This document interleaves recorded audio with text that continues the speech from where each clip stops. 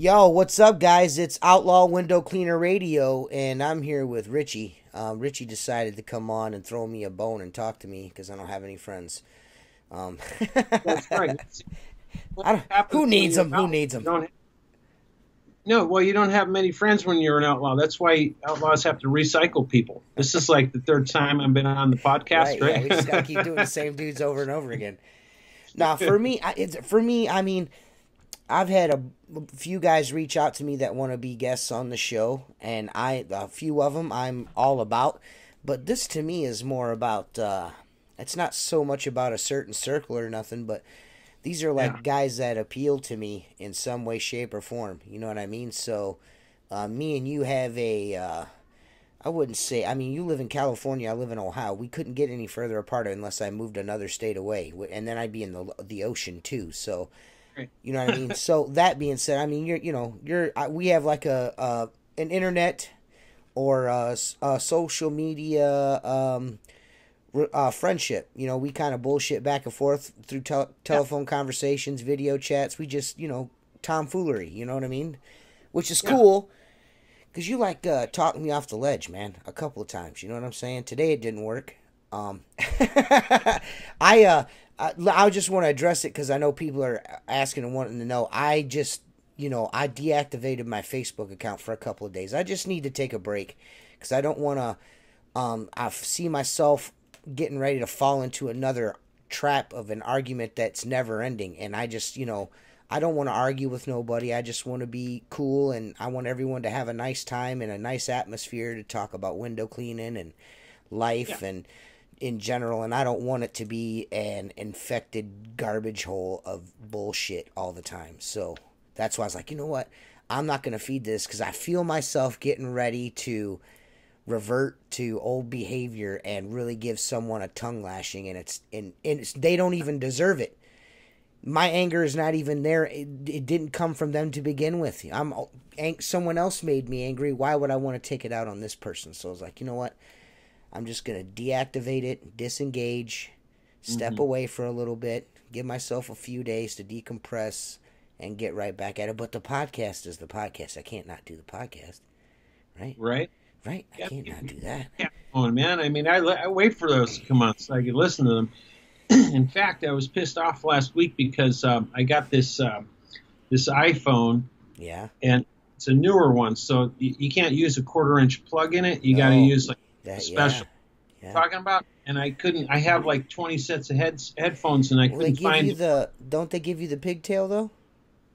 Yeah, no, they gave me one when I got the phone. The thing is I misplaced it, and so Jesus.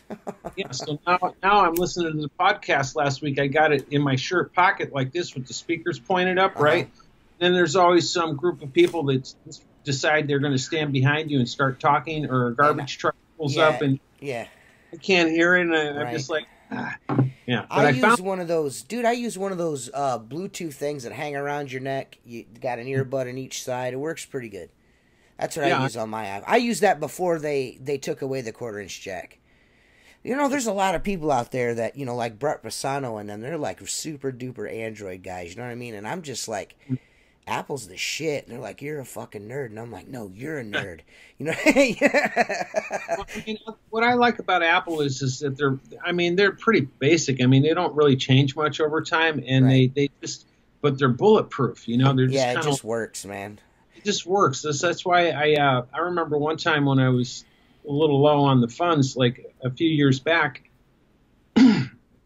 my Apple my laptop took a shit, and I just remember waiting like almost 7 months to buy a new laptop because I wanted an Apple, and I didn't want to spend. I go, you know what? I'll spend, $800 on a PC or an IBM compatible, and then like in less than a year that thing's going to be glitchy, and I said, you know what? I'll just wait a little bit longer, and I'll get the Apple, and I was happy I did it because I'm with you on that.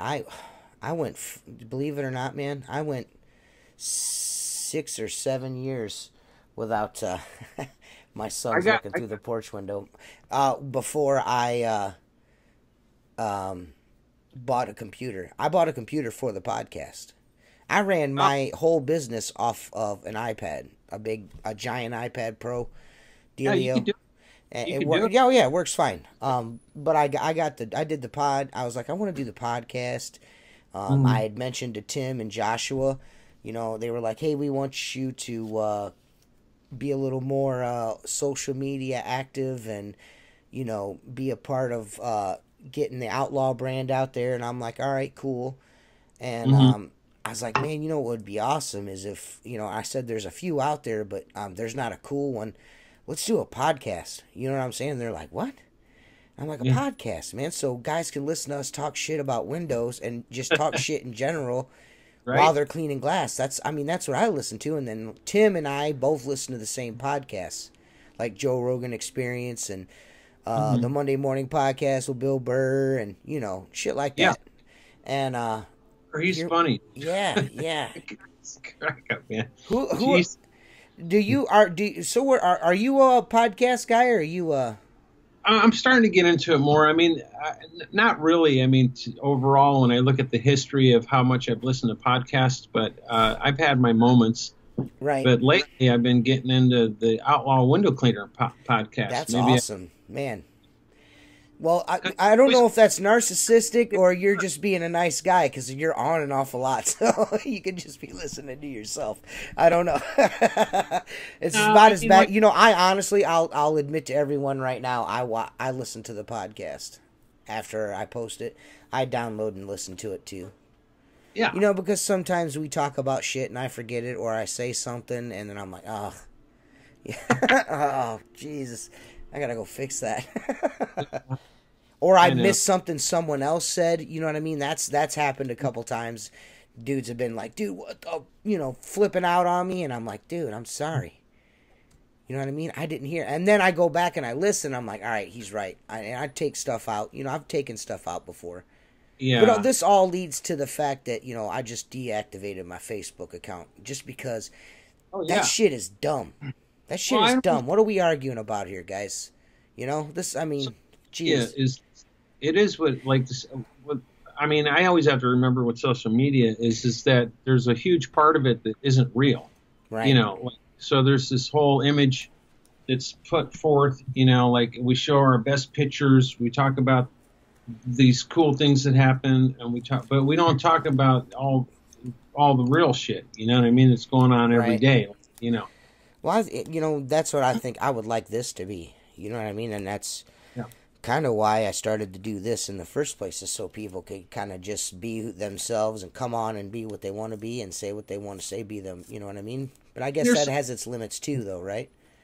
Well, there's apprehension with that because, like, when you're talking about it just depends on, like, for example, some guys just aren't down with the outlaw Yeah. Facebook group, and the reason is because, excuse me, there's quite a few reasons, but let me just talk about the main reason is the outlaw guys are just they're kind of just nuts and bolts, man. Yeah. I mean, there's like nobody's trying to be pretty or nobody's trying to. No, Not it's that there's anything wrong with that, but I mean, I'm just saying it's a little more blue collar, dude, and it's Yeah. so. In other words, like if you don't have thick skin, or if you're easily offended, yeah, it's that's probably it's not not yeah, the age to be yeah, on. yeah. Well, see, and I guess I guess that's what's cool about the group, and I guess again that's also what's bad about it. You know what I mean? So, Yeah. a lot of interactions are gonna be harsh, and then sometimes but that can go over the edge at times as well too. So, For overall, I mean, since I've been part of the group and the threads I've read, I mean, overall, I mean, there's not a lot of like true natured malice going on there. I mean, it's what's going on is they're just a lot of guys are just being themselves, and so people get a little bit. personalities are gonna rub up against each other. Yeah. You know what I mean? That's just gonna happen. You know Yeah. what I mean? So.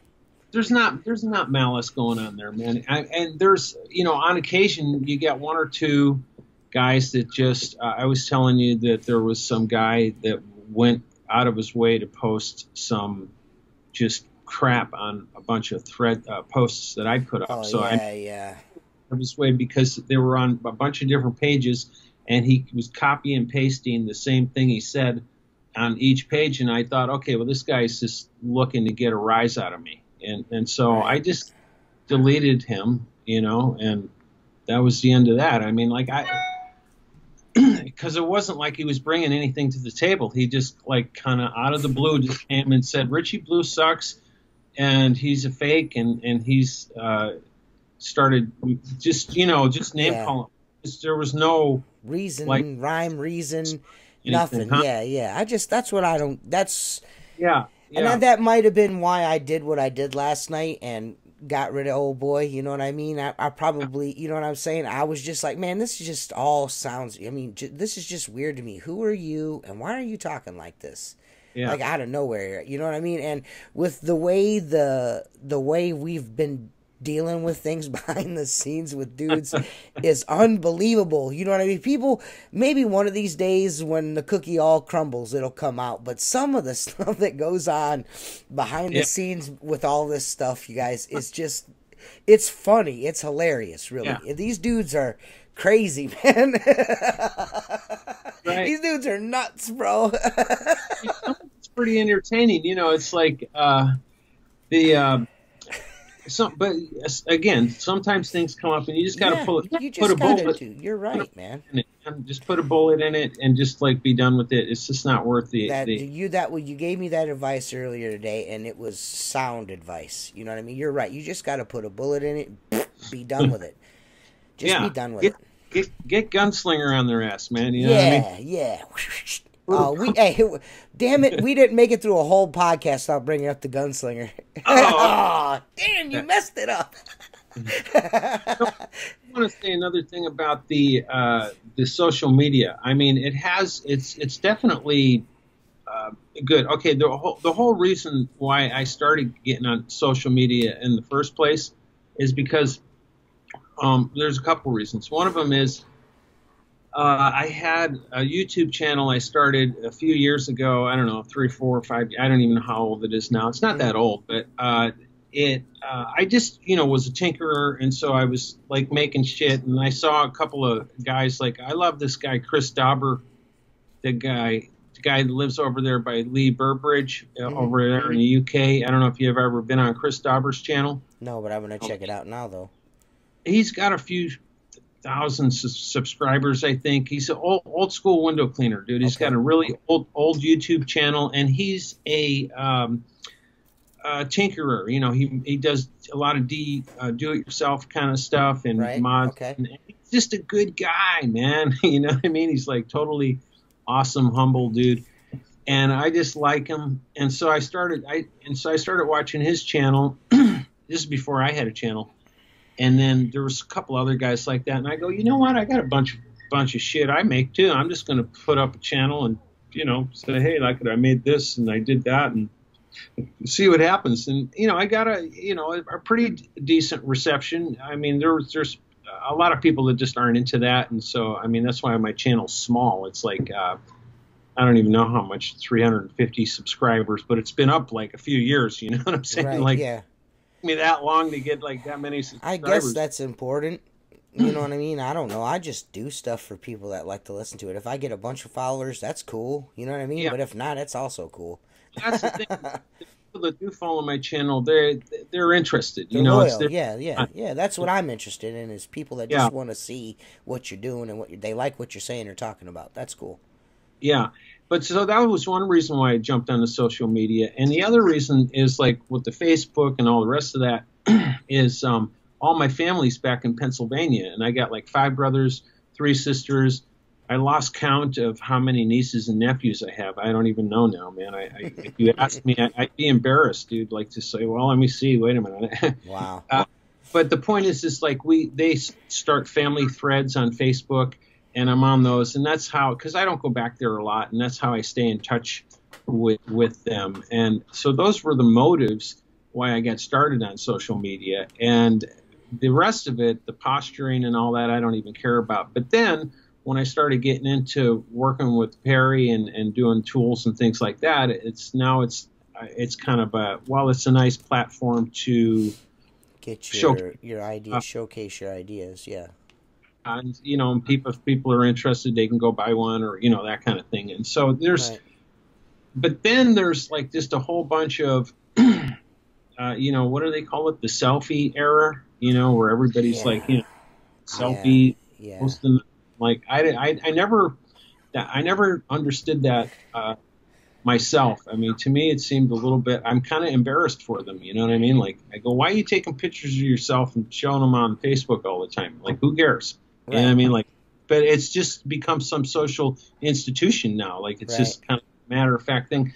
Right. And it's not Facebook. It's facade book, because everybody is fronting on that bitch. I mean, be honest. It's honest. I mean, like, you know, I'm not saying I'm immune to that either. No one shares all their problems and issues on there. You know, everyone's like, it's all the best shit. It's not all the worst shit. You know what I mean? So it's facade book. You know, everyone's, you know, putting on a front there. So. But then again, then you meet genuine people as well that you have get a connection with. Like, I had a connection with you, and, you know, a bunch of other people, Perry, you know, Tim, you know, all kinds of guys, Henry Dries. I mean, there's all kinds of guys, you know.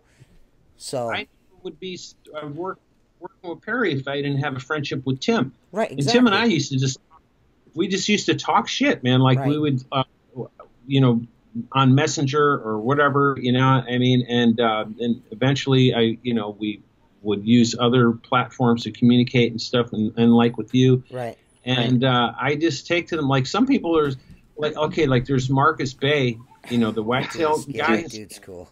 Yeah. I like Marcus, man, and boy, does he get a lot of shit, man, you know, and he's just whatever, man, but I like him. I was talking to him the other day. People give Marcus Bay shit. Oh, yeah, man. Yeah, they give him shit because Marcus is just himself, you know, and so Marcus is opinionated, too. Like, you know, he doesn't mind saying... I never noticed that about him. You know, I just thought, he says what he says, but he's cool about it. You know what I mean? He's not, you know what I mean? He's about it, yeah. I like it. I like Marcus, man. I think Marcus is a good... I can't believe that. Honestly, for real, people give Marcus shit? Ask Marcus, man. Wow. I mean... saw some of his threads where people just talking down about him. Now I'm like, are you kidding me, dude? Like, it's Marcus, man. Yeah, dude. What the fuck? I mean, he's just a regular dude being himself. You got to respect that, you know. Yeah. I don't know. I've never found anything he says. When I first came out, like, he was one of the guys that reached out to me when I first got a YouTube channel. Like, nobody else was talking to me, and all of a sudden there's this dude from New Jersey and Philadelphia, and he's like, hey, man, what's up? Yeah, that was cool. Even though I don't like regular squeegees, I use wagtails, but that's cool. You know what I mean? And, dude, he's a trip, man. He's a trip, dude. And that dude is a prolific YouTuber. Oh. That dude, his videos, I mean, trying to keep up with that shit. He's the one that got me onto the wagtail, man. When I started doing... like years ago, I got into wagtail for about 5 minutes, you know, and then I just didn't take to it. But Marcus was like, well, you got to get back on it, and he's improved them and this and that. And in fact, he sent me one. Like, he didn't even charge me for it. I don't think he did. He just sent me, he had like a 14-inch high flyer. He sent it to me. And that's how I started using those, because of Marcus. And I use them all the time now. I mean, for pole work, especially. I need to go to wagtail training school and learn how to use one, because I suck. It just takes a minute, man. You gotta, you know, it takes a minute. What's the high flyer do? What does the high flyer do? Is that for like pole work?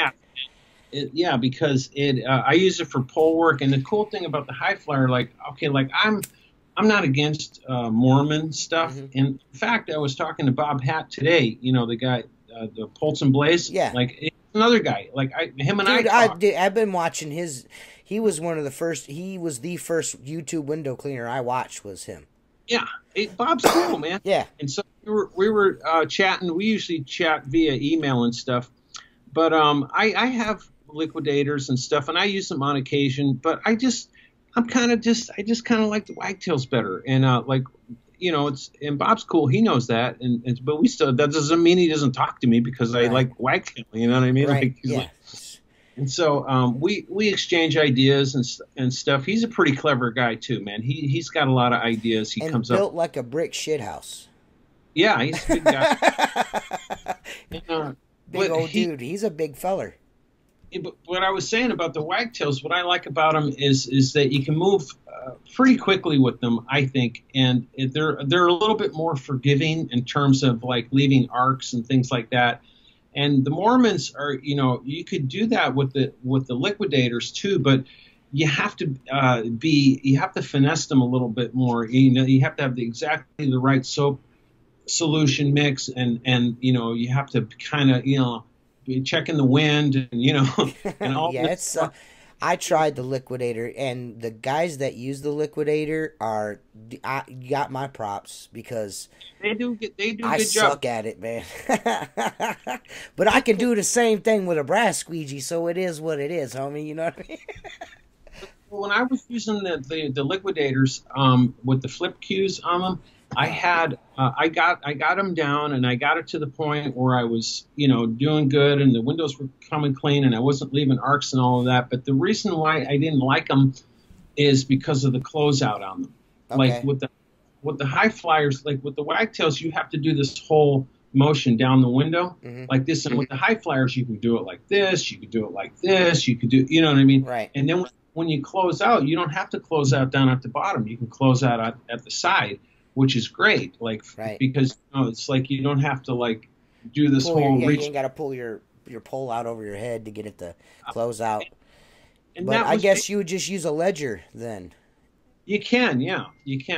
But the whole reason with a 2-in-1 mop is that so I don't have to, like a lot of guys, like what I used to do is have two poles. I'd have a mop on one pole and a squeegee on the other, and I'd leave them laying up against the wall, and I'd just go mop the windows, set it down, and grab the squeegee. That way I'm not pulling it down and up and all that shit, and then I would squeegee the windows, and that works. But with the wagtail, I just put it up there, I mop the window, flip it, boom. I don't have to take it down and up and all that kind of stuff. And for when you're doing those little port windows, we'll just say you're lazy, and then we can just move on with the podcast. Yeah, I'm lazy, right? Doing the port windows, it really speeds things up. Yeah. And then a lot of times when I come down, I just do the handwork. I'll mop, with a regular squeegee and a mop. Sometimes I'll use the wagtail. It just depends. They're handy. Like if you got to hold the curtain open, and you use one hand, you put the 2-in-1 mop, you mop it, and then you flip it, and then you boom, and then you don't have to do this whole right. reaching back. You know what I think my problem is you have that little angle adapter, that thing that looks like this. Yeah, those are $7, man. Yeah, I didn't buy one of those with my wagtail. I gave my wagtail to Mike Lee. Yeah, North or South Carolina, one of the Carolinas. Those angle arms are good to have even if you don't use wagtail. Really? If I keep one in my belt for my traditional pulls, because I use it like a ledger sometimes. I'll put it on there and put my my regular Zorbo on there, and it'll be like a ledger. It's great, man. Or I flip it the other way, and sometimes when I'm doing straight pulls, it'll be bent like this, so it's almost like 0 degree. Okay. Works good. Right, it's just, and if you lose it, it's no big deal. It's like $6. You know what I mean? I usually buy like a half a dozen of them, and they just, I lose them, and I'm like, where are they? And then as time goes on, I start finding them again. Oh, they're I'm terrible for that. Yeah, I'm terrible that, and I've had tools taken out of the bed. Like I'm like in a restaurant cleaning windows, and somebody took my 24-inch Ninja channel and the handle, brand new, out of the back. Just took it right out of the back of my truck. Yeah. I remember you saying that about that one. What in the fuck? Channel I had for years, and then some yum. I like that word, yum. Yeah, I got that from Joey Coco Diaz. He's got a podcast called the Church of What's Happening Now. The dude is Cuban. He's a Cuban guy. His mom come over when he was little. Grew up in the 70s in New York, 60s and 70s in New York, and he's just a trip, man. He was in Spider-Man, all kinds of different, but pretty good comedian is what he is, and that's what he says. Yum-yums, yum-yums, and momos. Momos like a dumbass, you know what I mean? And yum-yums like a. Rrr. We got a poor connection here. We do. Is it me or is it you? I don't know. That's just what it says. It says poor connection on my Skype here. And then it's back to normal. Everything's good once again. Mine's good. I don't have any. Yeah, I don't you see. look good. It might have just been me. Yeah. Yeah, my Apple computer. That's a great answer to have if you're married. Yeah, I think it was just me. I think it was just me. Yeah.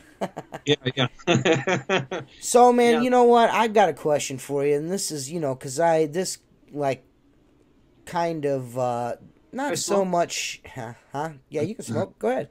Um, I've been smoking a lot more lately since I started working with Perry, dude. right. You My are, stress.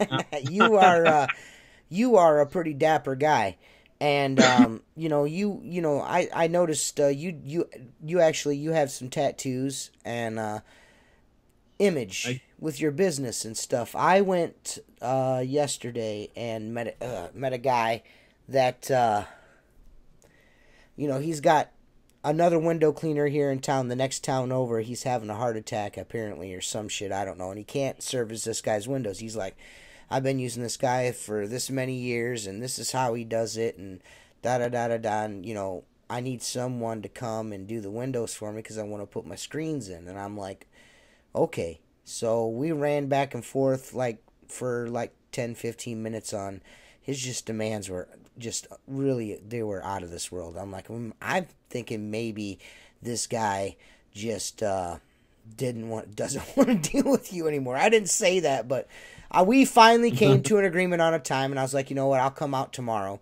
which is Saturday. And after I get done working, I've got some restaurant work to do. I'll come over and I'll have a look. I met him at the time he suggested, and he judged me from the time just as soon as I stepped out of the pickup truck. He already had me pegged for who I was. yeah. And the first thing he asked me for is, like, do you have insurance? And I'm like, yep. And I handed it to him because I'm smart like that, And Yeah. Right. because I kind of could tell over the phone who I was dealing with over the phone. So, but Yeah. I went over there tattoos blazing. I got my company shirt on. I have a nice vehicle. My shit is together. And, contrary to popular belief. But, he kind of, was giving me the second degree, essentially, when I was meeting him, kind of giving me the extra grill sauce. You know what I mean? And I was just like, damn, man. What am I going to do to, win this guy over? You know what I mean? So we're walking around the property, and, he was like, these guys that do my windows, I don't like ladders leaning on my house. And I'm just like, shit. He's like, because, you told me over the phone, you normally do traditional work. You said traditional. Does that mean ladder work? You put ladders on the house? I said, yeah. I showed him the ladder, and he's like, I've got rubber ends and, protectors over the rubber ends, so I don't leave marks and stuff like that. And he was just adamant, didn't want it. He's like, they always use a pole. And I'm like, well, you can tell they only use a pole on the house because the windows didn't look very good. And if they do them on a regular basis, they're not doing a very good job. You know what I mean? I didn't say that. I said, but you can tell they've been done with a pole. Yeah. So we talked about the water-fed pole. He was into it. I was like, I'll do this. If you don't like it, whatever's whatever. You know what I mean? We'll work it out from there. I said, now the bottom half, I'll come back and do traditional because I can reach all the stuff. But do you, I normally, I feel like in the long run, the more customers that I have that I keep for a long time, it's my personality, not so much the way I look, but my personality that wins over the day. You know what I mean? I try to develop a relationship with people. You know what I mean? Yep. Do you try to do the same thing, or I know there's a lot of guys out there that put on a facade. You know what I mean? When they put on their uniform, they're that. You know what I mean? Or are you, or are you that? Are you an entity, or are you you? Are you Richie Blue cleaning windows, or are you Acme window cleaning?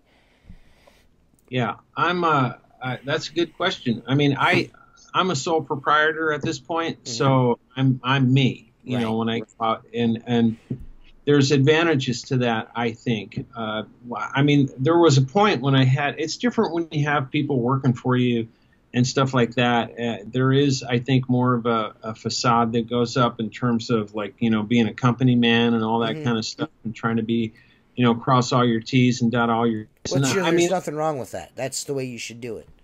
Yeah, I mean, and I do that. I mean, I'm professional with people, especially when I first meet them. I'm not telling them my best jokes. right out the gate. Right. My best jokes. You gotta feel my Yeah, exactly. There's a difference, I think, between getting a customer and keeping a customer. Right. So, like, and my thing is like, I keep my customers. Like, my customers are loyal to me. I have very, very little fallout, except for one that I was talking to you about earlier, man. And that guy was a yum, man. But I don't want to get into this. I don't want to get in there.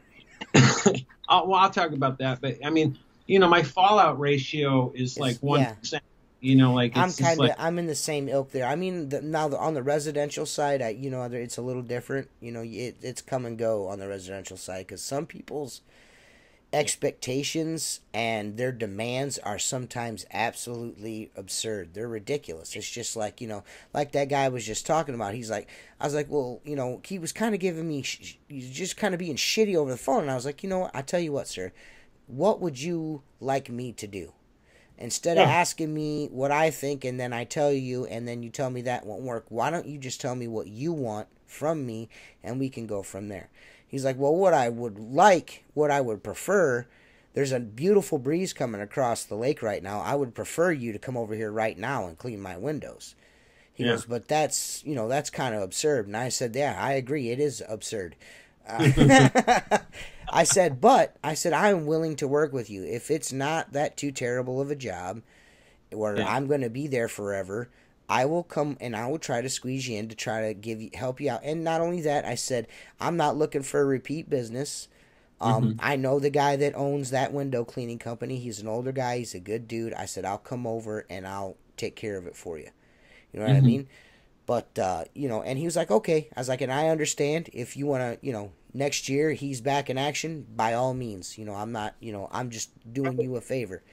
So I think that kind of let his guard down for me to get over there. But once I got over there, he's like, oh, this bald-headed, tattooed motherfucker. You know what I mean? In his F-150 with 22s on it. There's a certain amount of, like, there's people that you don't want as customers, because, I think the longer you stay in business, the more you realize that you're interviewing your customers just as much as they're interviewing you. Yeah. Mm-hmm. And there are some people that I just don't want to do the work. I just don't, because they want you to jump through rings of fire. Mm-hmm. They're doing all this stuff, and they're always the worst customers too, because you try to accommodate them. And you do that, and you jump through all the hoops and everything, and then they end up, slow walking you on the check, right. Or beating you down on the price at the end of the job. Well, can you knock $50 off? Well, or I'm for the most part, when you bring that up, slow walking the check. When I don't want to miss this point. Especially with this gentleman, and there are a couple more I took on this week. I just by their attitudes on the phone. I let them know straight away before they even booked the appointment. I was like, just so you know, first time cleanings, you have to pay upon completion. I don't play that. They want, it's right on the invoice. We will walk around. We will both look. Mm-hmm. And if everything's good, we'll either fix it and then we get paid after you sign off on it. But we are paid upon completion. After that, we'll go by the honor system. I'm okay. After that, we can bill, and then you've got 30 days to pay. But that first cleaning, you're paying me. Because I've been burned. I've been scorched by people with 10 times the money I have. Scorched on jobs where they never paid. Yeah. You know what I mean? I ended up having to file liens on them to get paid. You know what I'm saying? It's unfortunate. On occasion, and that usually weeds out the assholes. We're like, well, I don't see no reason to pay you right then. Why do I have to pay you right then? And I'm like, well, you don't have to. I don't have to do it. Well, I always people that kind of paint me, if they paint me into a corner like that, it doesn't happen too often. Most people are cool. But sometimes they're like, well, why should you get 30 days? And I go, well, look, I'm a service business. I'm not any different than when you go see your hairdresser. Mm-hmm. Now, does your hairdresser invoice you, and do you make your hairdresser wait, 30, 60, 90 days to get a check? Right. No. This is a service business, man. And, my business, it's a small business, and I depend on cash flow.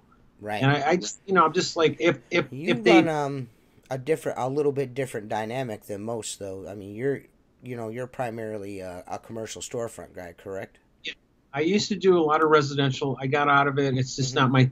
I mean, it's not the business model I'm going after. But that's cool. I mean, I respect guys that want to do residential, and on occasion, I'll do one.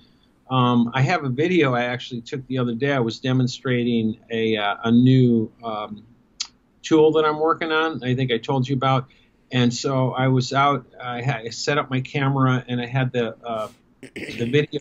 And as soon as I got the squeegee on the glass and I was doing that, this guy came out and says, "Oh, hey," he steps right in front of the camera, right? And I'm thinking, this yum man, he's ruining my shit.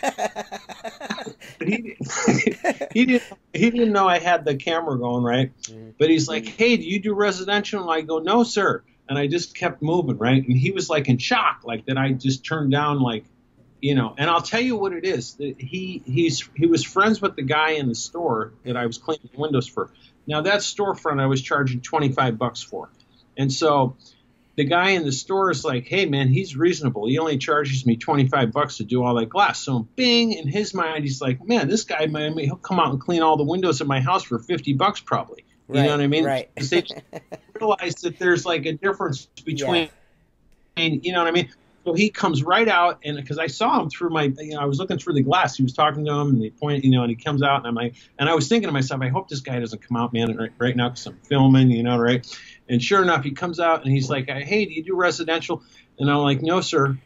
And that's it. I didn't say anything else. I just kept cleaning windows, you know what I mean? And I videotaped the whole thing. I'll send it to you, man. And he just stood there for a minute because he wanted to morally correct me. Right. Like, well, like you're throwing away good money. And in my mind, I'm thinking like, no, I'm sidestepping landmines right now. Yeah. And you're, you know what I mean? It's, dude, residential work can be a really hit or miss situation. I mean, there are people out there.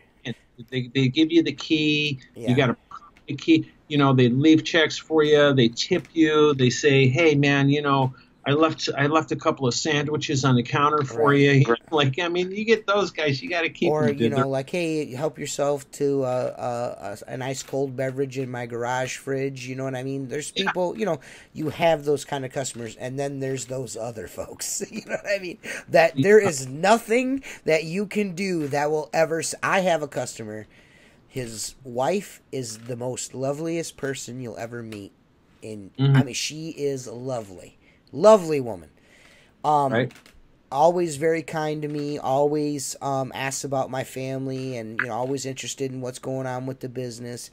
Pays me before the ladder is off the truck. I've got a check in my hand.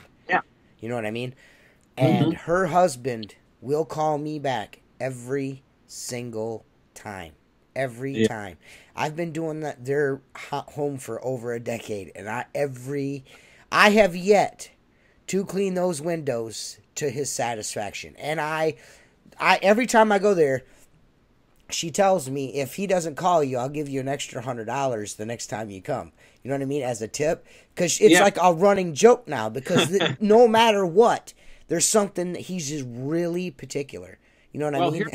Really particular. You could try this trick I learned from my friend Brian. It may work, it may not work, but years ago, there was a time where I was doing custom homes. I was painting houses. Basically, it was like I was restoring houses, doing stuff for the historical societies. So it was kind of specialty work. But anyway, there was always like, well, you missed a spot and the trim line is crooked here or this or whatever, you know what I mean? Right. And so my friend Brian, he never really had any callbacks. And so I asked him one day, I go, "Look, man, I know that nobody's perfect. I mean, everybody leaves a little wonkadoo here or there. I mean, what is it that, you're doing that you're not getting people calling you back, beating you down and stuff?" He goes, "Oh, dude, it's easy. What you do is it's like you paint the whole job and then you leave one or two big spots that are blatantly missed, right? Mm-hmm. And you just leave them there like that, and then they're going to call you back, right? And tell you to fix those two spots because they're not going to be looking at all the and now they're looking at those two big spots, right? It's like psychological warfare, you know? Right. So good. It would take them like 2 seconds, take them longer to open a can of paint than to fix the spot he missed. Right. You know what I mean? Get the check and he'd be on his way, right? Right. It was awesome, dude. That's great. So next time you do that, you got a customer like just leave a couple of windows just blatantly like dirty, you know? Right. Like, yeah. Throw some dirt on them if you have to. The easiest two windows, just to walk up and bang them out. You know what I mean? Those two windows. You're right. Dude, he's a trip though. I mean, you know, and to reaffirm just to get back at that a little bit. They pay me pretty well, so it's not like it's a low paying job. So I don't mind going back. They're good people, you know what I mean. You just run into those people, those kind of customers that you keep that long are valuable to your company and your livelihood. So if someone has a little bit of a hang up, you know what I mean, and you realize after the first couple times, oh well, you know, there's no pleasing this guy, but they pay me every time. You know what I mean? He's not mean about it. He's just like, hey, Terry, when you go past, can you stop by the house? He'll take a picture of the window and be like, can you re-clean this window? And I'll be like, sure, man. You know what I mean? It's never, you know what I mean? It's never, you know, a huge situation. I've already been paid for it. You know what I mean? And she usually leaves me a can of Coke and a $20 bill. You know what I mean? So it's... Yeah. It is what it is, and, man. You know, as long as you're not driving like 5 townships over to do it, I mean, it sounds like it's being nice about it. I have back to what I was saying about how I don't have a lot of fallout with my clients, and here's the reason is because if the opportunity is there, and sometimes the opportunity isn't always there, but if the opportunity is there to develop a relationship, even if it's just small talk or friendlies or whatever with the owner, then I take advantage of it. Now, I'm not the guy that sits there and talks and they can't wait for me to shut the fuck up. You know what I mean? I'm not that guy either. But I'll try to feel them out, and I'll just try to try to engage them a little bit. And what else I do is, like I hear a lot of guys talk about, well, I upsold them here, I reloaded them here, I did this, and I got this extra money, and I don't do that. Like what I do is I do all that extra work. I'll clean the mirror, I'll do that extra port window, I'll do, and then I don't charge them anything. And what happens is that they notice it, or sometimes I'll tell them, you know what I mean? And they like that because they think I'm doing all this extra stuff for them all the time. And I do, and it means a lot to them. And so when Bucket Bob comes by or Fish Window Cleaning or somebody and they undercut me by $20 or $30, they're like, you know what? No, we're going to pay the extra 30 and keep the guy we got. Why? Because we could trust him. Right. He does a great job. 3, he doesn't scare my customers away. 4, he does all this extra stuff for us all the time. 5, and they start going down the same way. If a customer asks me to do something like the bathroom mirror, especially in a lot of these homes, they got some big ass mirrors in them. You know what I mean? They look like shit. And if you can mop and squeegee that because you're a squeegee pro, that mirror's never going to look better than when you did it. You know what I mean? And they're going to notice it. You know what I mean? And I've got that. I do that all the time. I get into the master bathroom and there's a window in there and there's a big mirror. I clean it every time. I pull the stuff away from the mirror, clean the mirror, wipe everything down, and then just leave their personal belongings right where I left them. I don't move them back so they know that they were moved out. You know what I mean? And so they ain't got to worry about mop water on their toothbrush or anything like that. Life. You'll keep a customer for life with that. Yeah. And I don't even wait for them to ask me sometimes. Sometimes I just do this stuff if I have the time. It depends on how busy I am on the route, how I got started, exactly. But I go in there with the mind, okay, how am I going to – I do a lot of storefronts, so I go, how am I going to be the least intrusive to the clients that are in here now? Right? First thing. So I go in there, I'm like a mouse, man. I'm like stepping around. I mean, I am trying to be like Joe Invisible window cleaner, and they appreciate that. They might not say something to you right away, but I've had people come back to me later and say they'll do write-ups on on my whatever my Facebook page, or they'll on my Instagram or something, and say he's not intrusive. He's always has he's got eyes in the back of his head. He's always watching out for our clients. He's always trying to be courteous and this and that, and they the magical door open is the best thing a window cleaner could ever do. You know what I mean? When there's somebody coming in, you're on the door. I mean, boom, the door's open before they get to it. You're just doing your job. They go through. They say thank you. You just keep whoop, whoop, whoop. That's the way you do it, man. And it's little stuff like that. And sometimes in my mind, I'm thinking, okay, this toad is coming to the door now, and I'm like right in the middle of this final stroke, and now I got to get up and let this asshole go through. Okay, so that's going through my mind sometimes, right? But then I stand up with a smile and say, hey, man, here you go, And he goes, so sorry to bother you. And I go, oh, no, I'm the one in the way, and really I'm like, get the fuck out of here.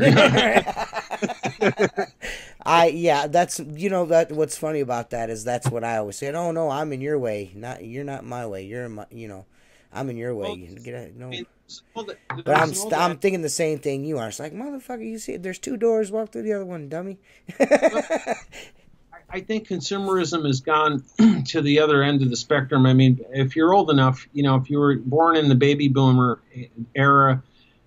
You'll like realize that there was this adage that went around, the customer's always right and this and that, and it's true. I mean, it's like if you're in a service orientated business, I mean, like you can't figure out ways on how to always be defending yourself, because it just gets to the point where you piss people off, and it's not how you and influence people necessarily, you know what I mean? Because they just want to be right, and you got to let them be right.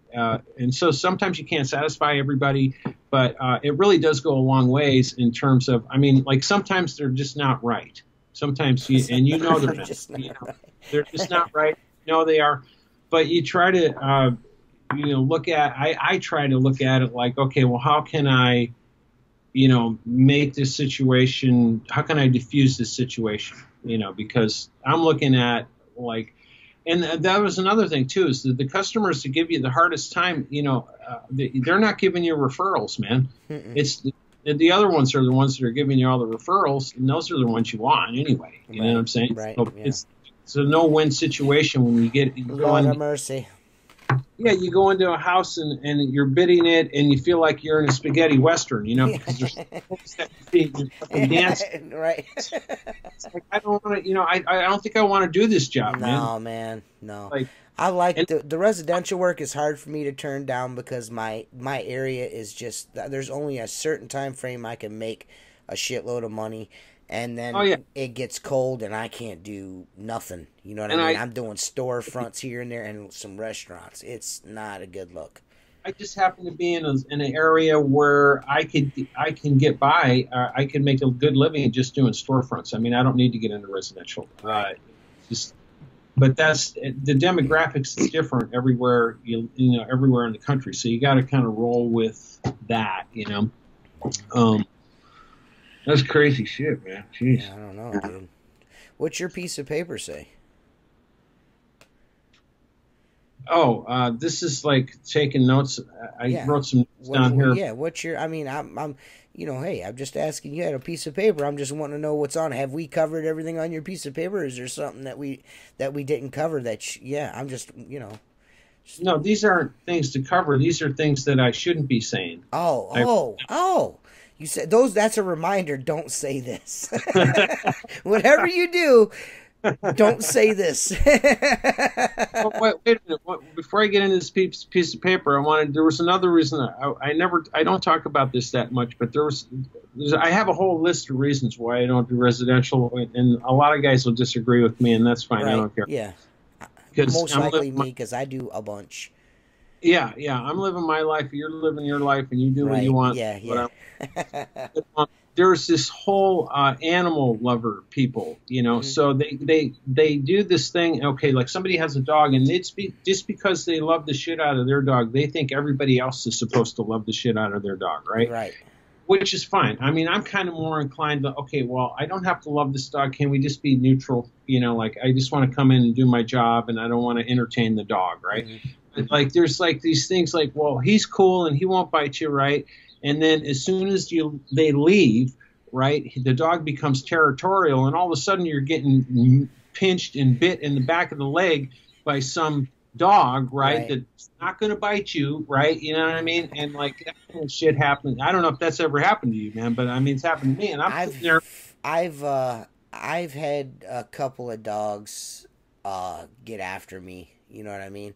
Dude, come on, man. I don't play that shit. They get the boot instantly. I take my foot and push them away from me, and I tell them straight up, hey, you got to get the dog, because he bites me again. It's on, like, I'm going to have to take care of it. You know what I mean? Well, my dogs don't do that to people. My dogs are, like, they know better than to do that. You got to make sure the dog knows that.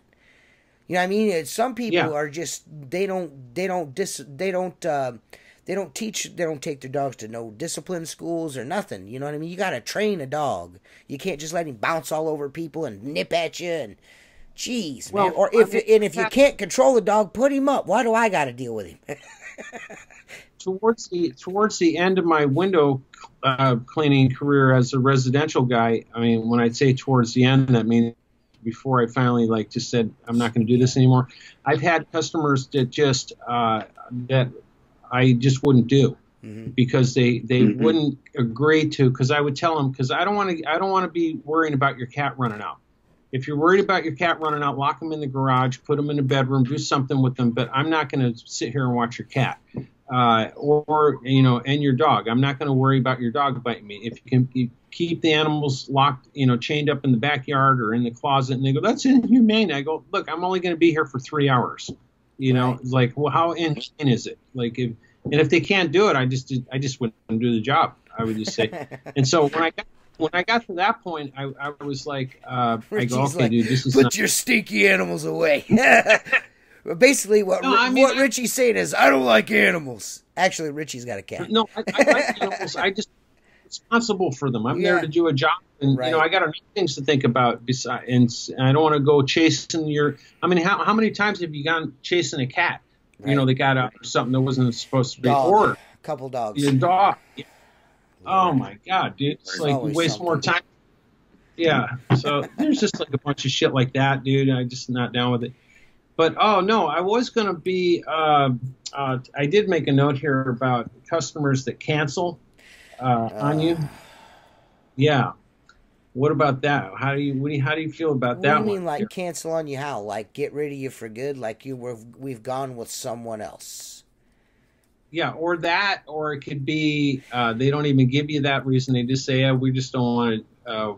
We're going to terminate this relationship, or maybe they'll cancel. Like you schedule them, and then they call you at the last minute. So you moved your whole schedule around to accommodate them, and then they call you. Dead to me.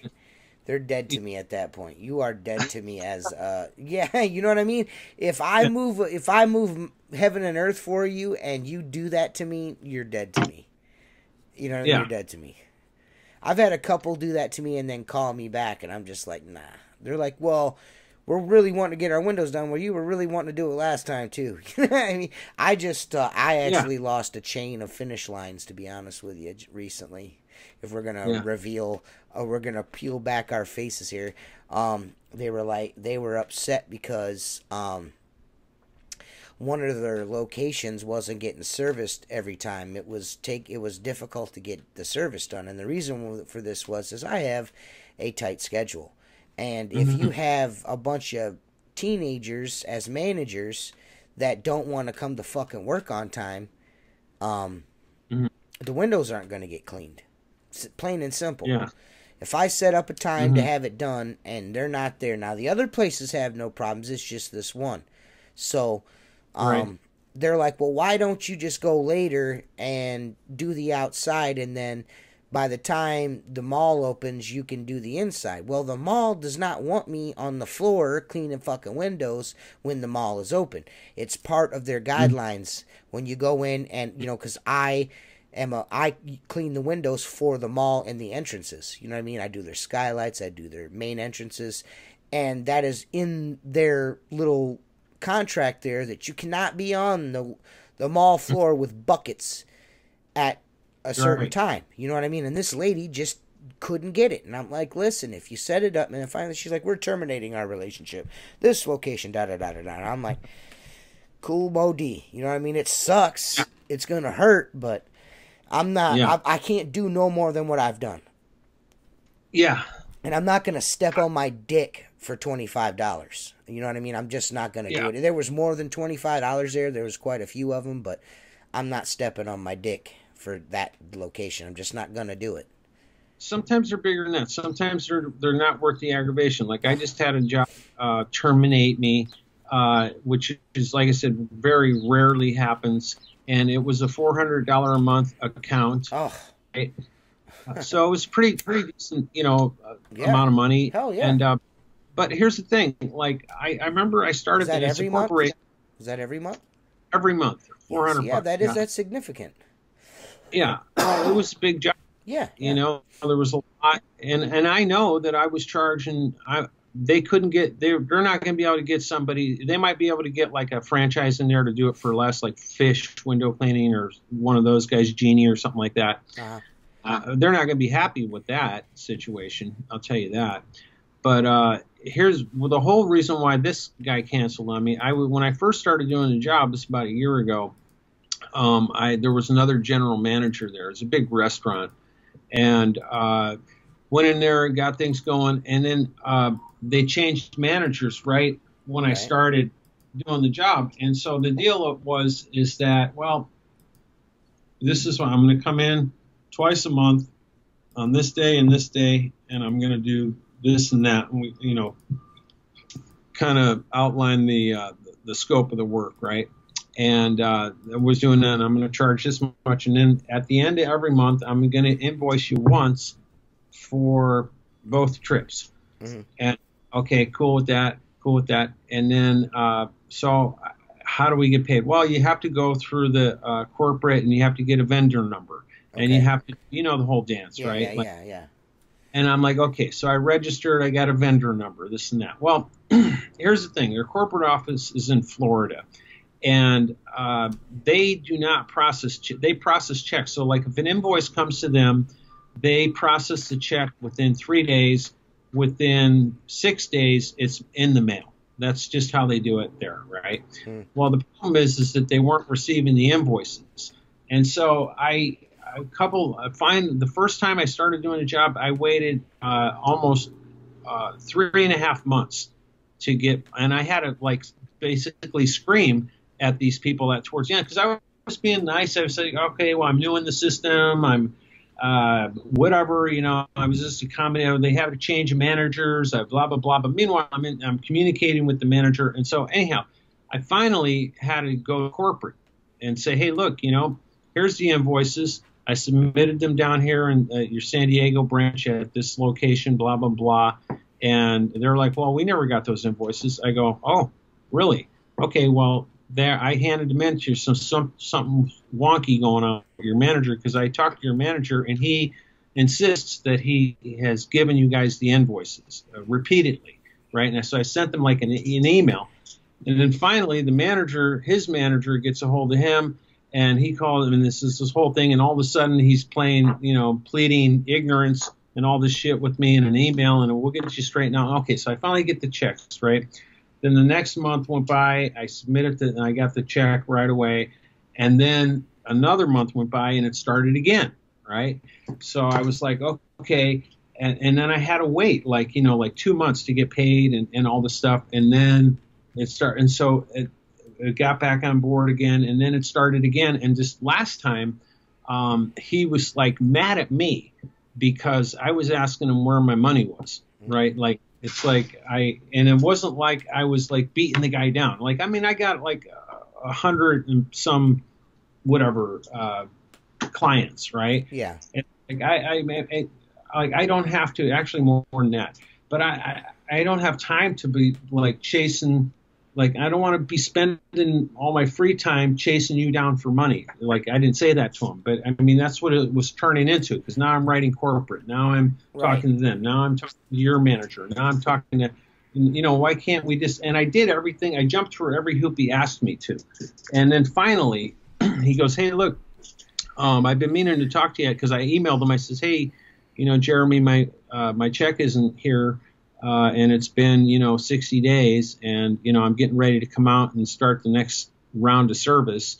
And oh man, I'm really sorry about that, because I've been meaning it. I kept missing you the last couple of days, and we're going to have our in-house people clean the windows now, and I'm sorry about that, and we're going to have to terminate the relationship. And like in my mind, I'm thinking like, thank God, Right. thank God, because like I don't do this job. First of all, it's right at that point where it's almost worth not. I'm getting $400 a month, but I really rather be getting $500 a month for it. You know what I mean? It's that much work. And on top of that, I got to chase them down for the money all the time. And it was like one of those breaths of fresh air. It's like, you know what? I can make up the $400. I mean, I go out and I canvas for a couple of days. I'll get the accounts back. I mean, it's not a big deal, but yeah, dude, it's a pain in the ass. Why do we start? Yeah, it's sucks. A pain in the ass. The losing customers is a pain in the ass. Yeah, it's a pain in the ass. You want to, and the reason why it's a pain in the ass is because you always got. It's usually always about the money. You know what I mean? It's almost always about the money. It's never about you suck as a window cleaner, because it's always about the money and dealing with people, the personalities. You know what I mean? It just Yeah, luckily I was in a position where it wasn't like one of the only accounts I had, or one out of 10 accounts or something like that, where, you're starting out and you're new, and it's just, I was in a position where I could just let it go and just like good riddance to bad rubbish, man. Right. I feel bad because I remember being in a position where I needed to deal with the asshole and jump through the extra hoops and all of that stuff when I was first starting out, because I needed the money. I needed it. I really need that. I know it's only $25, but it'll help paying the rent or whatever the case is, And it's just like I said, hashtag that's bullshit. Yeah, that's bullshit, man. Why do you? There comes a point where, are you going to prostitute yourself for this, or are you going to like trust in the process? That you're going to be led to better things. And it always happens. You let go of something that sounds like a big chunk of money, but it's really... It's just going to open up another door. That's what I've found, that normally when something like that happens, it usually leads to something bigger afterwards. You know what I mean? You just got to keep pressing on. That's happened to me multiple times. Like, I used to do this franchise. I did like 6 restaurants. They yanked 4 of them from me because the one manager, there was some different managers here and there, and it just so happened that the manager that overseen one half of the restaurants was on one side of the board, and they took care of these 4 and then 3 more, and then the other manager took care of the other 2, and then like 6 more. You know what I mean? And the one manager, she just, for whatever reason, no change in the service, no change in my personality. For whatever reason, she just did not like me. And she told me as much. You know what I mean? And I ended up losing those 4 restaurants, which was a killer, because that's when I first started, when I first took over the business. You know what I mean? I bought the business from the guy I was working for. And, but that led to another franchise about 6 or 8 months later, and I've never been doing better. You know what I mean? So, I try, I learned from that. And I try, even, maybe I might have picked the vibe up off of her, and then I was projecting it and not realizing, you know what I mean, that she didn't like me, and I knew it, and I was projecting that when I walked into, you know what I mean? So now I am always shiny and glossy when I walk in, no matter who it is. I'm nice to everyone, even if they're, if they're short with me. I treat everyone the same. You know what I mean? I make a point of it. So, you've got to, because you never know, you know what I mean? It's always usually something stupid or personal, you know what I mean? Always, or money. And you're right. I mean, sometimes people are just jealous. Like, I had a guy one time, he was the manager of this place, and I did both locations. There was 2 locations, and I brokered the deal with the owner, who's, and one of them I was doing for $50, and another one I was doing for $25. Now, the one I was doing for $25 took me literally 8 minutes to do. You know, like it took me longer to find a place to park than it did to do the windows, right? And I knew that, but the way that the deal was brokered was that, you know, I was charging him $75 to do both locations, and he just, for the accounting purposes, he wanted me to charge one $25 and the other one $50, and that was on his end for whatever shit he was doing, right? And so really, I should have been charging the other place like $65 and maybe the balance on the $10 for this other store, you know, because it was just like, it was a no-brainer, right? He had two windows, like, you know. So the manager, meanwhile, the owner, I hardly ever talked to the owner. I mean, but the manager guy's there, and he used to get pissed off when I would give him the invoice for $25 because it was a cash account. So I got paid cash on both places. And he goes, man, we got to do something about this. He goes, I ain't paying you $25 to do for that, you know, like, because he see me come in and I just like, and then I'm like, well, would it make you happier if I spent 30 minutes on it? Like, I mean, what do you want me to do? Like, and besides, I brokered this deal with the owner, and this is how he wants to do it for his bookkeeping, right? He goes, well, I'm going to do something about this. I'm going to call the owner. And I go, okay, you know, and so I ended up dropping the price like $5 or something like that, just to shut him up, right? Like, and then what happened is I came in the next week to do the windows, and I go, where's so-and-so? There was another gal there that I knew her because she worked there too. And she goes, oh, he got another job because he said he wasn't getting paid enough here, you know, or something like that, right? So I'm thinking like, okay, here's this guy, right? He's jealous because I'm coming in, spending 10 minutes making $25 and he's not, right? So yeah. he's trying to take money out of my pocket, which I let him do, right? Which I stopped about that, you know. Now I'm stuck doing it for $5 less. Like it's like there's this like things like that, you know, where you get people sometimes are just, they're mad at you because, you know, you're making good money cleaning the windows, and they're working for some, you know, they're on salary and they're making bullshit money and they're pissed. I got tomorrow I'm going to the islands, one of the islands, Middle Bass, Put-in Bay, and I've had this trip scheduled since mid-May. I think it was the first week of May for June 11th, and I'm sitting tonight, this evening on the couch, watching TV, and with my son we're watching a movie. And this lady texted me, and she's like, she goes, I got your reminder email from Friday. She goes, take us off the schedule, and we're going to have you come back over later in the month or later next month and do the windows inside and out. And we had an addition put on the house. They started in April. We set up the fucking appointment in May, lady.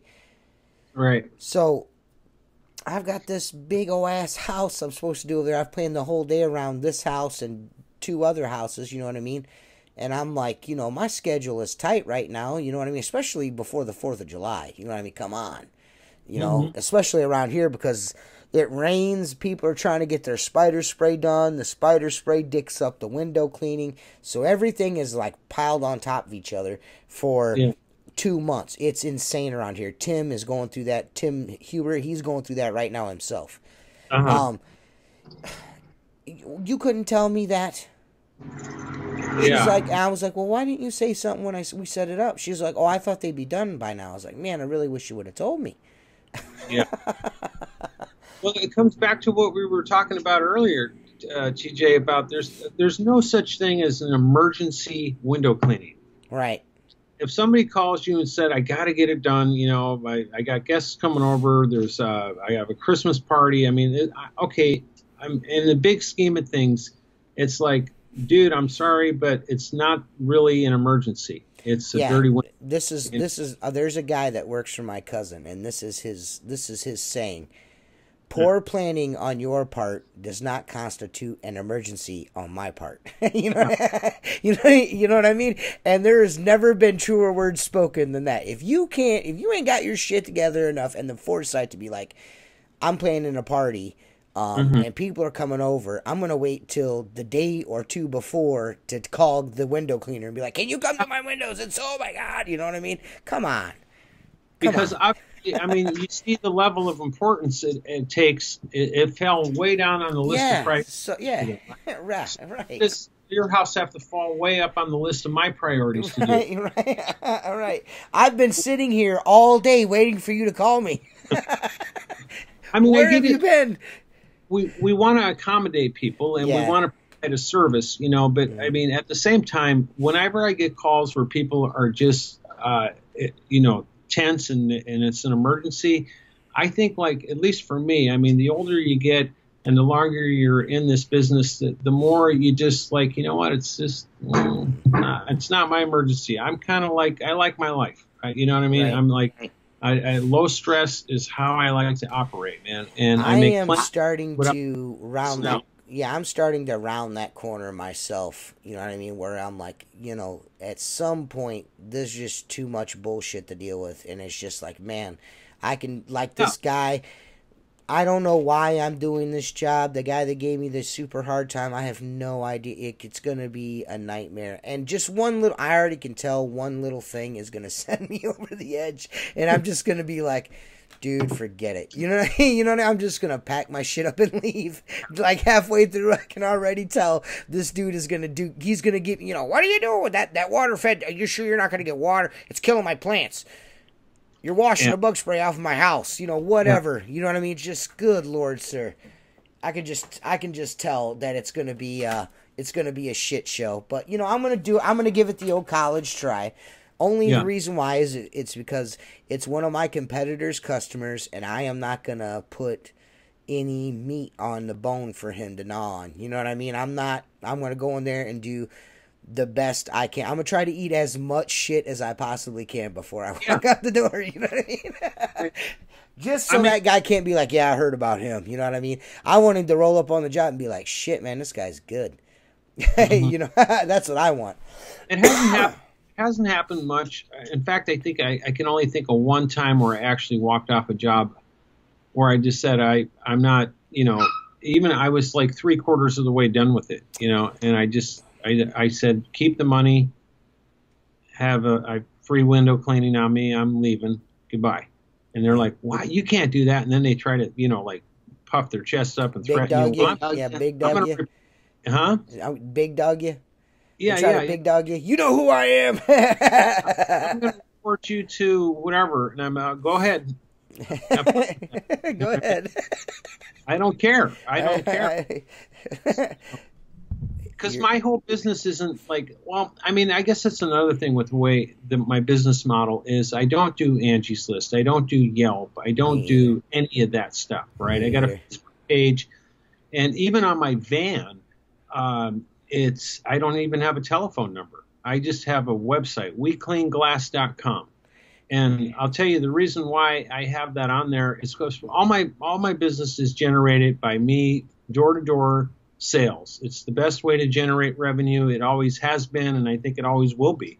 And you can do door hangers and all the rest of this and do like ads on Facebook, and you'll get some from it. And I use a lot of, I tried Facebook ads. I haven't done one this year. It's really done nothing for me. I mean, you'll get some bites, you know, it's only a couple, and it's always someone looking for a fucking deal or a special. Yeah, press wars and stuff. And I'll never see them again. Well, back to the reason why I don't have a telephone number on my van is because it's a filter.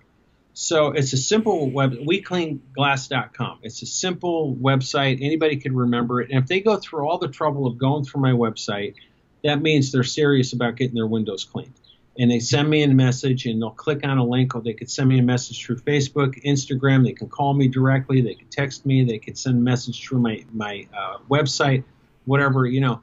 And then those are legitimate, pre-qualified leads. And 95% of the people that contact me through my website, I end up doing the job. Now, the benefit of not having my telephone number on the van is I don't get all the calls from the yum-yums.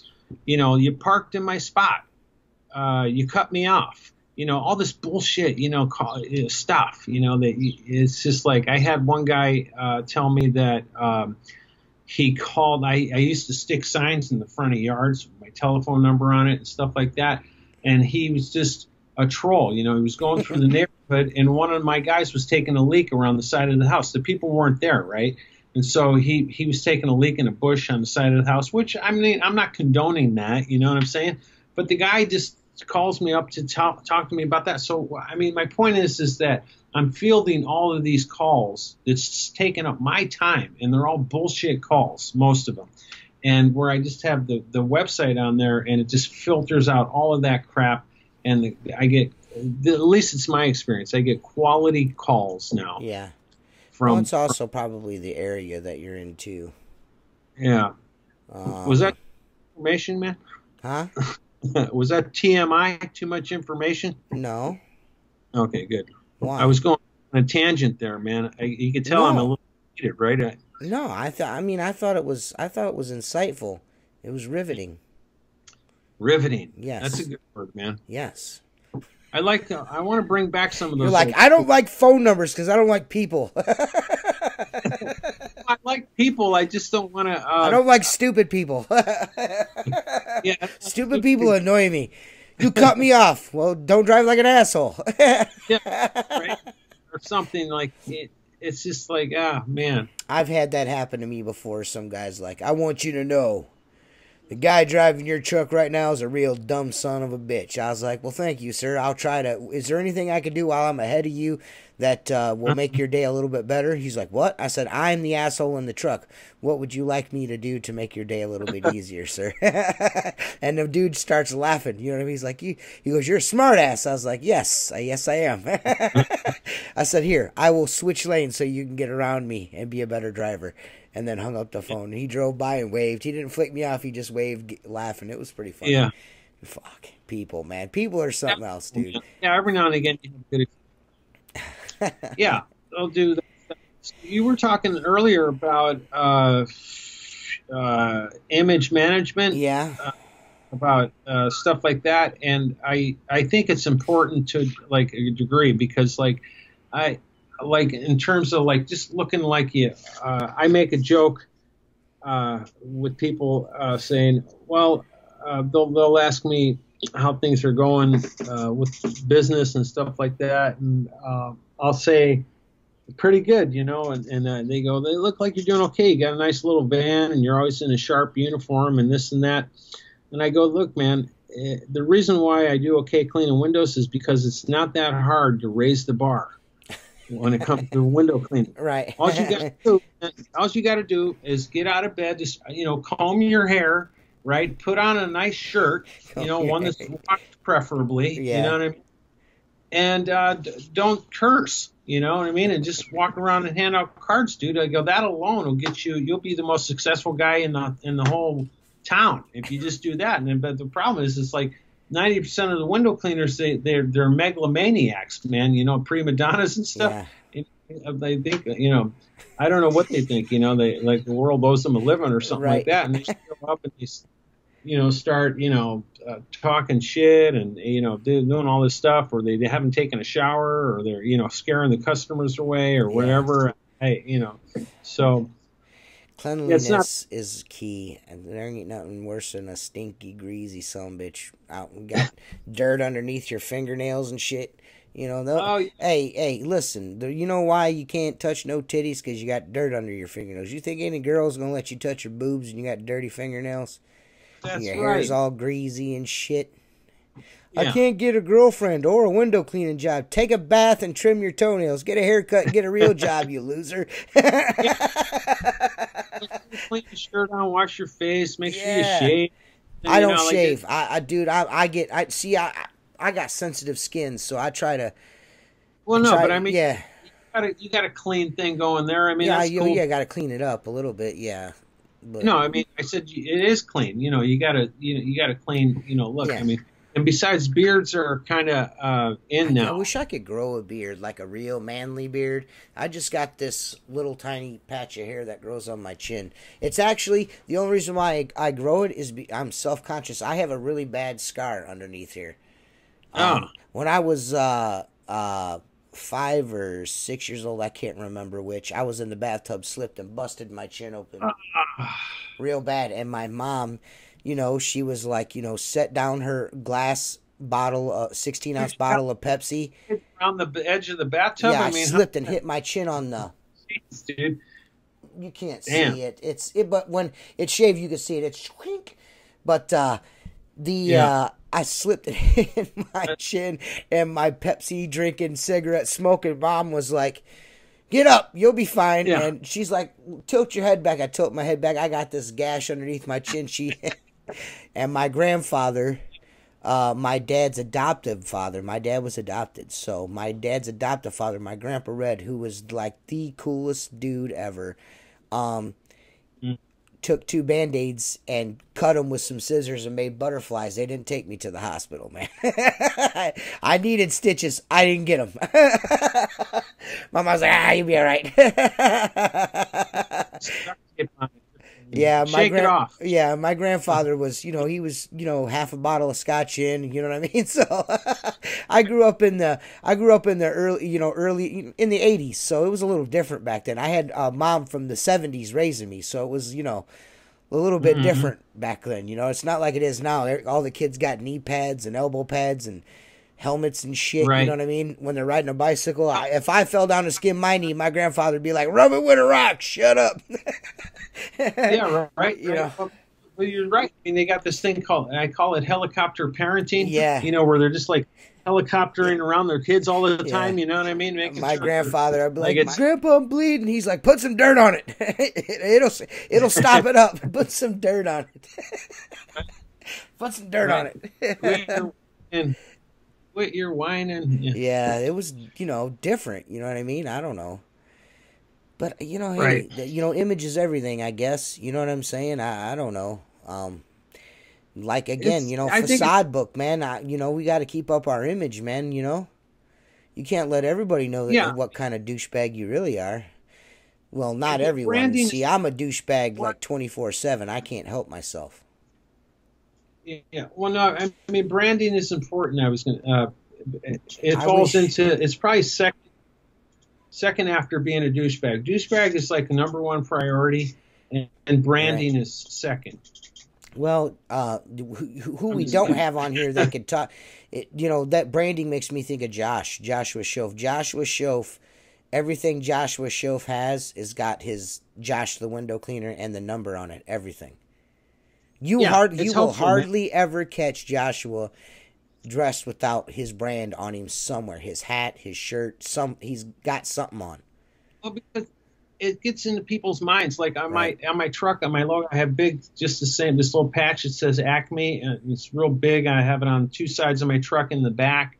Uh-huh. And for me, especially, like I'm parked in a business district, like sometimes twice a week in the same business district. And, people see it, and then when I go and I canvas, they see me doing their neighbor's window, I get a call, or if I'm canvassing, I give them my card, it's got Acme on it. They go, "Oh yeah, I saw your truck the other day, and blah, blah, blah." I mean, it's just helpful because people just Right. start, it's not that you're trying to beat it. I don't think it has to do with beating a drum like, "Hey, look, I'm a window cleaner." I think it just has to do with making people feel comfortable. Right. Because the more they see you, the more Like, oh, I comfortable. see you around. Yeah, I see you around all the time. Like with me, my personal plates on my truck. The plates on my truck say T Squeegee. So you know what I mean. Oh, People, that's cool. yeah, and people know. You know what I mean. People know T Squeegee. They know. You know what I mean. So Yeah. that's like my little squeegee guy on the back of my sweater. You know what I mean. On the back of my shirts and my sweaters. That's T Squeegee. You know what I mean. Everybody knows. You know what I mean. That's what I put out there. So. Yeah. That's what everyone's got their thing. I'm with you on the yawning thing, man. Oh my God. Yeah. I have had a miserable 2 weeks. This morning on Facebook and last night on Facebook, I'm just, oh my God. I'm just, dude.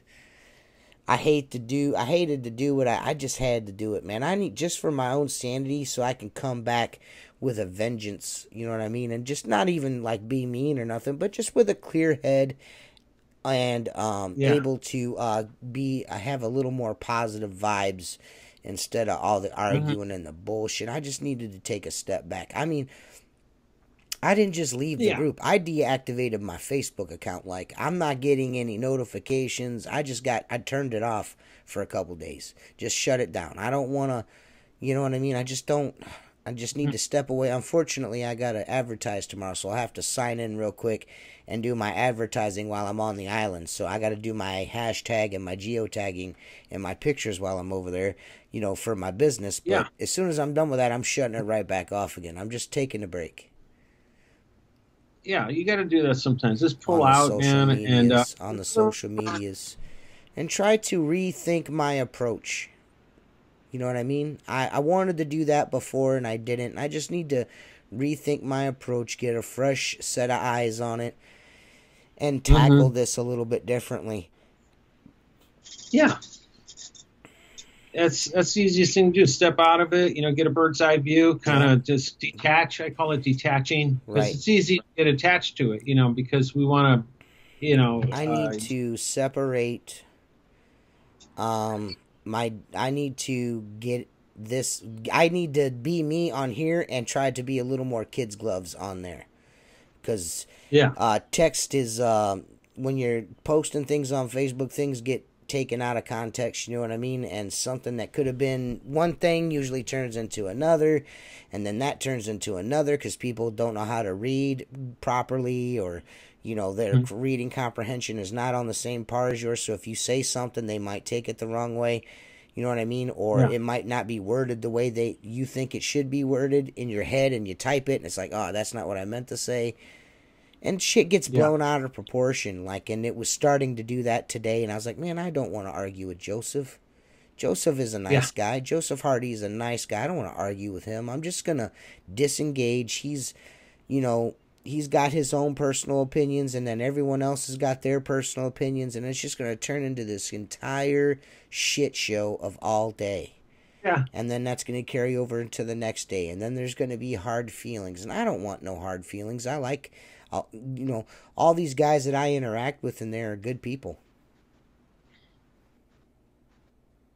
And I think I lost Richie. I think it's a good group for the most part. Gone. Oh, poor Richie. Yeah, you're. I'm losing you here and there, but you know, we got a poor network connection again. You're really blurry and stuff. But, you know, we're an hour and 27 minutes in. We can cut this off at any time now. I know you're tired. I'm tired. I've got a huge day ahead of me. What's that? Yeah, I got laundry to do. I got a couple of jobs to do tomorrow. Small day, but I'm pretty booked up the rest of the week. Pretty filled up, so I'm gonna get cracking on it. I was saying laundry, man. I got laundry. Oh, jeez. He's got laundry to do. He's got laundry. He's got to pay his internet bill and all that stuff, man. You know. Yeah, they're cutting me out. Bad reception. I'm behind 2 months on payments. Right. That guy would have just paid on time. Jesus. But I just got my $400 check in the mail when I was supposed to. Yeah. Maybe next time we get on here, we could talk about CRM programs and things like that. I think those are important. Yeah. I use the customer factor as a caveat. I use the customer factor. Yeah, I do too. I like them, but there's more to. I mean, they those programs are kind of cool. You can. The thing I like about them is you can utilize them as simply as, you know, or you could get more complicated with them. Like the customer factor, you can tie it into your Google Calendar. You can tie it into your invoicing, like if you use like Square or whatever other program. You can tie it into your emails and just all, and then one press, you know, boom, you know, you get the thank you letter to your customer. You get the invoice here. You get the, you know, it's just all kind of cool. Or you could even do stuff like saying, like, oh, I'm on my way. I'll be there in 10 minutes, or, you know, whatever, it's you know, that kind of thing. Nice. Some people I know there's an app. Do you have the app? Do you use their app or no? Yeah, he's the You customer do factor. use the, oh, cool. So it's a good program. I Oh, yeah. like it. We'll have to talk about Yeah. that a little more in depth, man. You know what I mean? Next time. And then the other thing I have, wanted, go ahead. yeah, well, we'll talk about that, and then maybe we could talk about paranormal shit, dude. Oh yeah, see, man, we 'Cause got to that's get kinda see. Yeah, what we'll do is we'll get you and Jason, my buddy Jason Snyder. We'll have my buddy Jason back on. He'll come back on. We'll set it up and we'll Yeah. get Jason on. And Jason, we didn't really get to touch on it too much. Me and Jason both had a little bit. Jason more than me, but I was heavily involved there for a little while myself, and I had some cool ass experiences. I'm not sure whether which way or the other. I don't know what it is exactly that we experienced, but it was cool, man. You know, there's weird stuff that goes on in the world that we'll never understand. You know what I mean? So, you know, why not talk about it? It's cool to talk about, and then I can maybe go off on a tangent about space and how we're all gonna die because the sun's gonna torch us all. I honestly think there's a direct correlation between all the volcanic activity and how hot the sun has been this year. I think the sun is extra hot this year.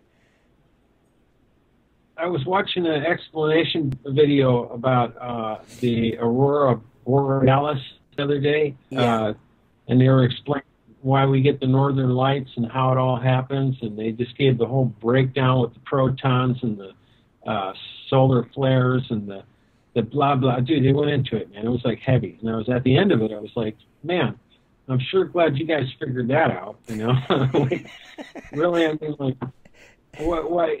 And then you don't even know if it's true. On top of that, you know?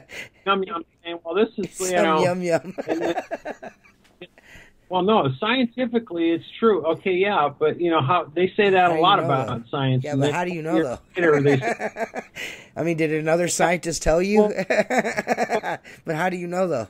Yeah, or scientifically, and then 20 years later or 10 years later, they'll say, well, the science was wrong, and here's why. You know what I mean? So even with science, you know, it's all subject to, you know, what we know at the time. Well, it's the same thing with it's the same thing with fucking for a long time everyone's like eggs are bad, you know what I mean? And now eggs are good, and then eggs were bad again, and now eggs are good, you know what I mean? It's so weird, dude, you know.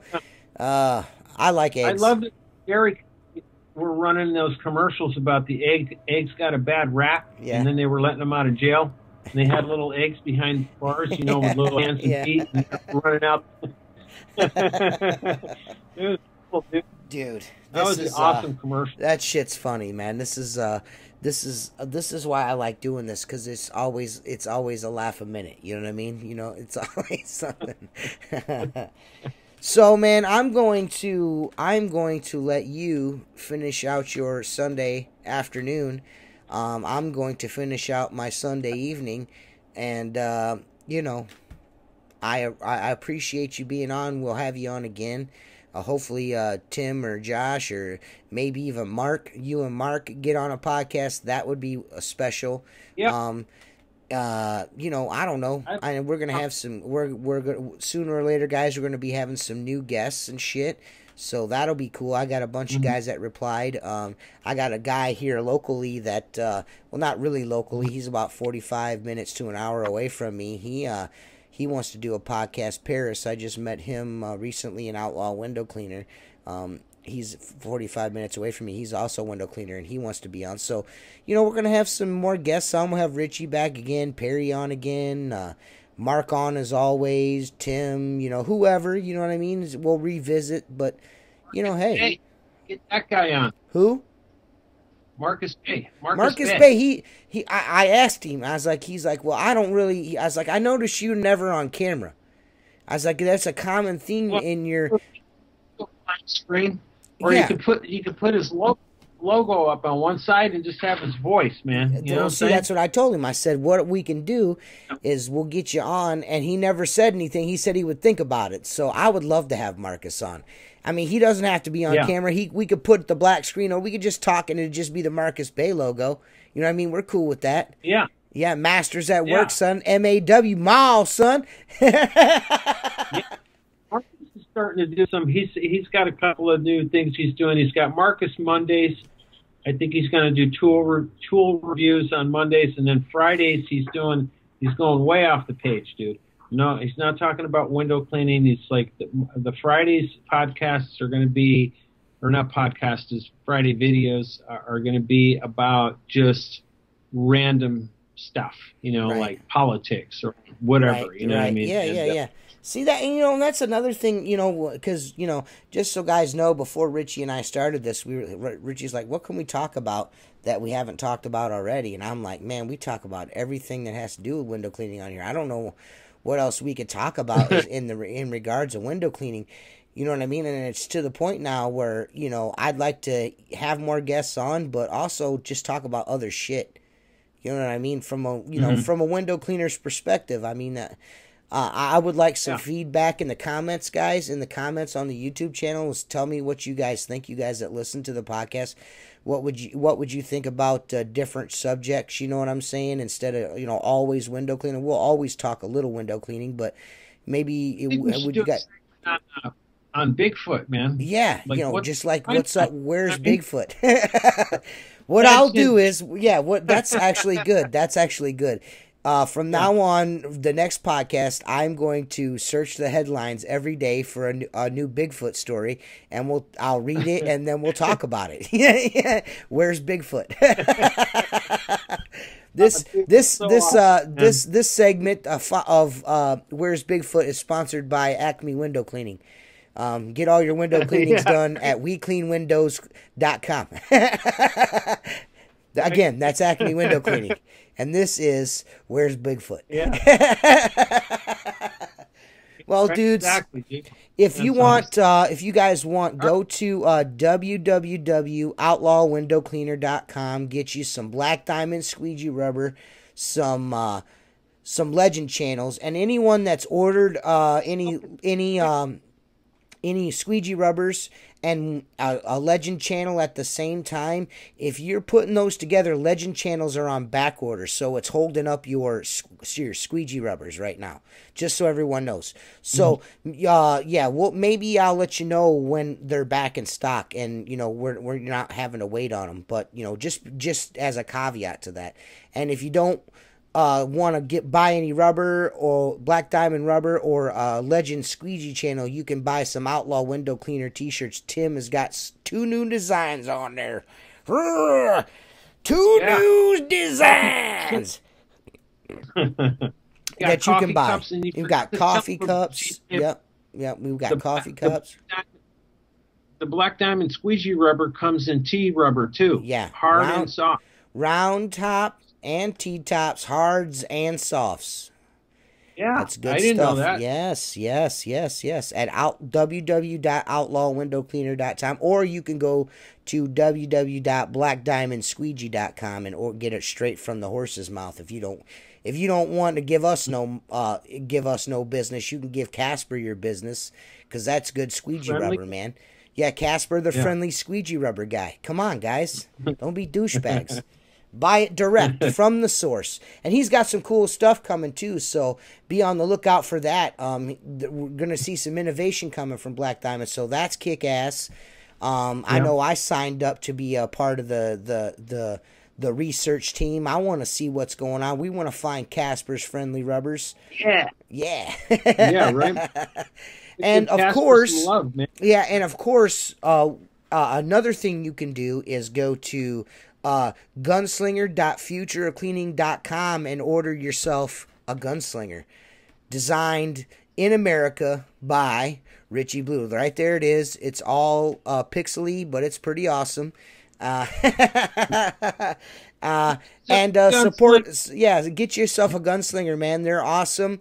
I know a lot of guys have them and they're loving them, and why not try one out for yourself? You can get it customized colors that match your business.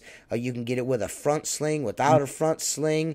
And there's going to be some more cool ass shit coming from Richie Blue and Reach It in regards to traditional equipment. So you guys be on the lookout for that as well. So stay tuned.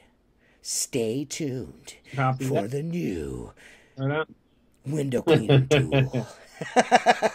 It's coming.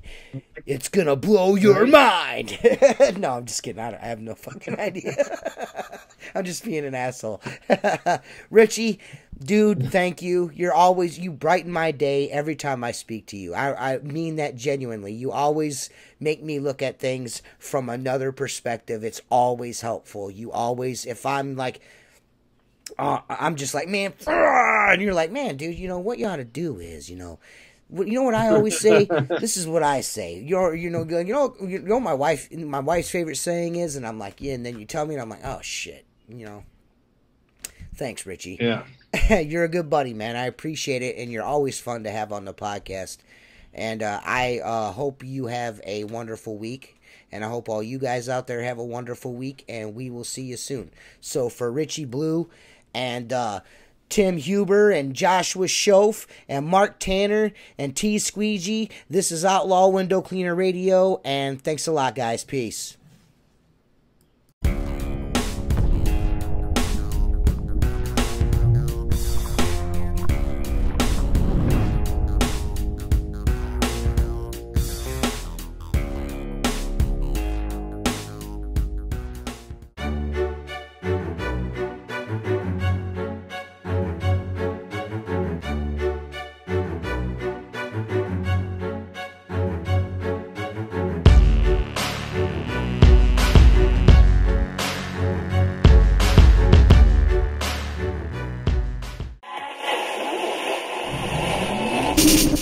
Outlaw Window Cleaner Radio, reminding you to get your Black Diamond squeegee rubbers at www.outlawwindowcleaner.com. Oh yeah, and Luke's still a bitch.